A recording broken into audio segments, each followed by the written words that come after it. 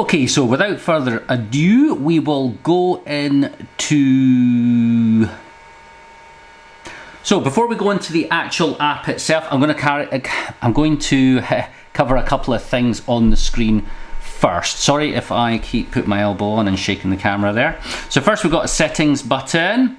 So in here you're going to have, it's like your DJI account, and what it does in here, it will log all sorts of stuff like for example, if you've like your flights, etc., there's messages in here. It's just like a little sort of messenger type app.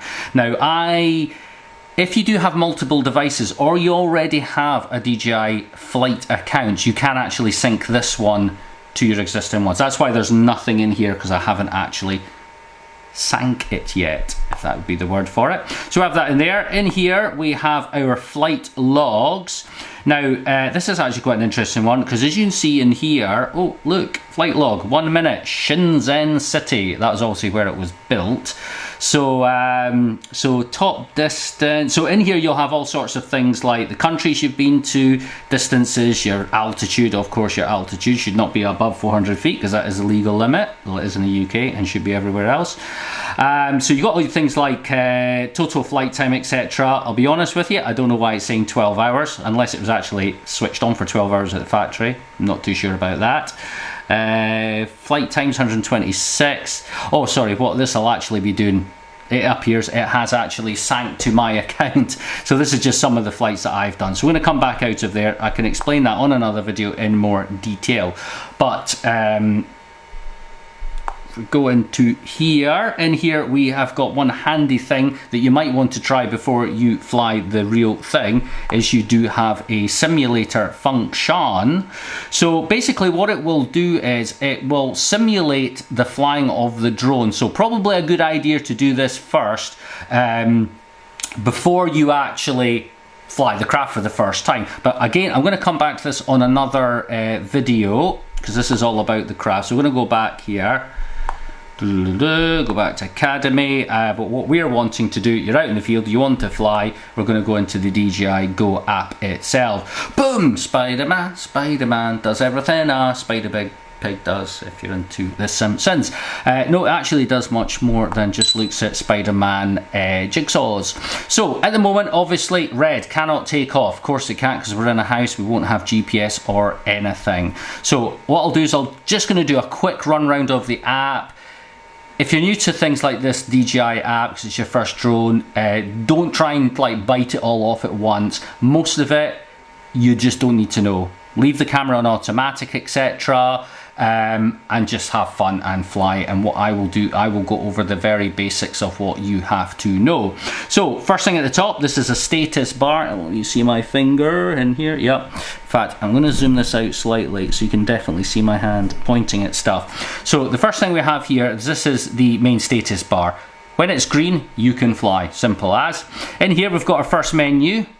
This is where you will do a lot of the settings. As I say, I will cover this into another video, but there are some essentials in here. You've got things like home point settings, you've got enable multiple flight modes. What that allows you to do is fly in the faster sport mode, or ATI, which is a non-GPS mode, and that can be turned on here, because although there is a switch on the top of the controller to switch off and on, it won't do anything unless that has been enabled.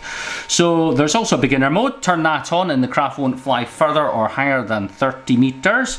In here it's already preset to a maximum altitude of 120 meters. Coming down a bit, distance limits is set, but actually that is incorrect, because in the UK you shouldn't fly beyond 500 meters, which is basically a line of sight. So I don't know why they've put 5,000 in there, that'd be completely wrong. And in the bottom you've got things like advanced settings. Again, this is the beginner's guide, so we're not going to go into there. Working our way along, here is now some like heads-up display. So we've got things like obstacle avoidance is on, the controller, see all the wee bars, it's kind of like your mobile phone. They're good. HD, that's the video streaming system, it is good. Battery in the craft, it is also good. on the end one. This is kind of like another menu, but you can set all your sorts of things like units, that sort of stuff in there. I think if there's anything that would be handy to show you just now.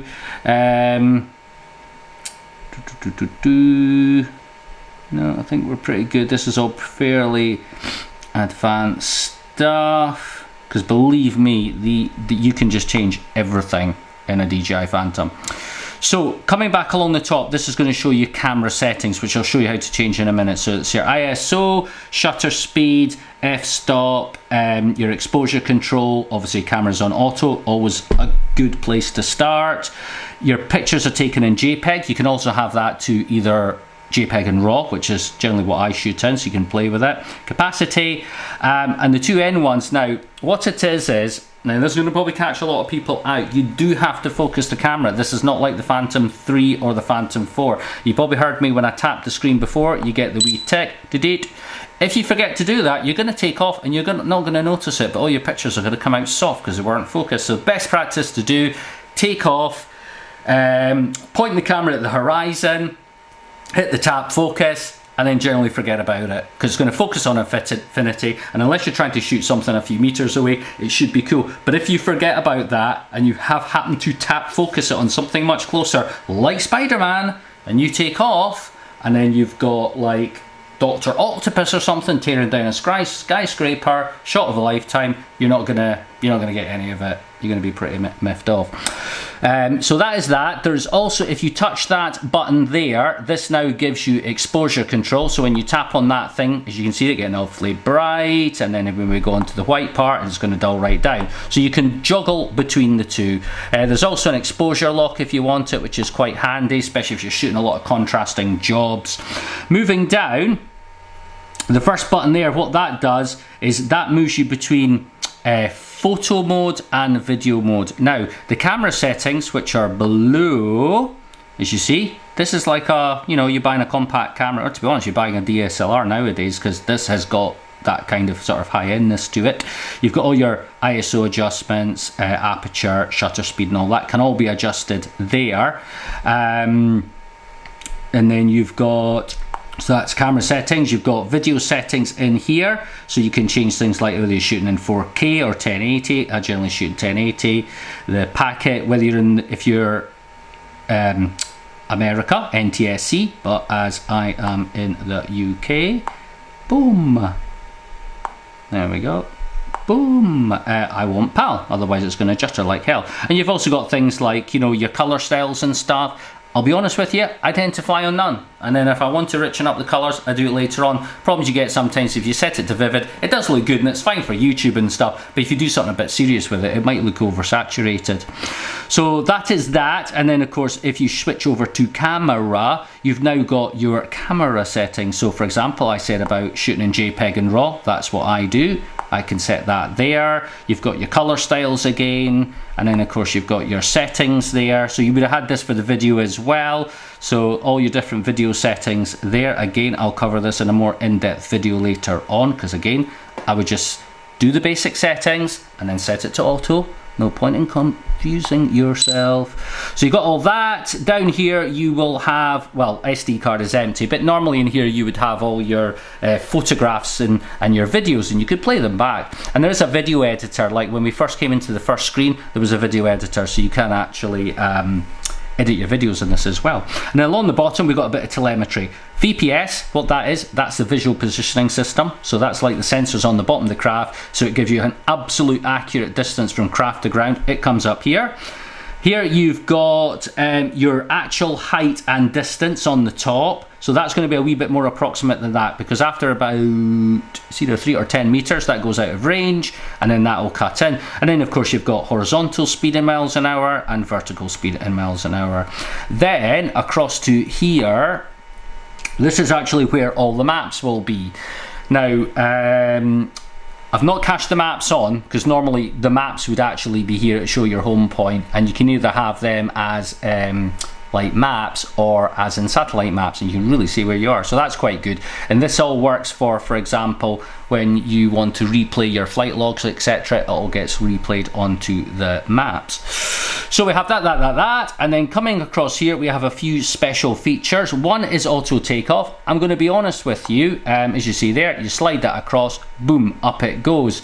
I'll be honest, use automated features as less as possible, because when it's an automated flight, you're not fully in control. You would have to take control, and if something happens, like you take off, just as you take off, some small child runs over, you're not going to be able to shut the motors down that quick. So I always tend to auto take off and auto land, don't use it. Then under here we have the special flight functions. Again, I am going to cover these in a separate video because these are quite in depth. Don't plow into them straight away though, because you'll end up confusing yourself. Learn how to fly the drone, or find someone that can teach you how to. For example, I'm a proper DJI dealer and we offer drone lessons, so we would go through this with the customer before we hand the craft over. But that's it in here. You've got your normal flight functions, draw, gesture, active track. That's a great one where you basically select a shape on the screen, like somebody standing in a field, they run off, or like a car or a motorbike, and the craft will follow. You've got tap fly, where you just tap a point on the screen and the craft will fly there, and so on and so on. So you've got loads and loads of great features, great automated features, but again, that's like a video in itself, so I'm going to cover that separately. Again, don't go into that until you've had at least a decent amount of flying with the craft.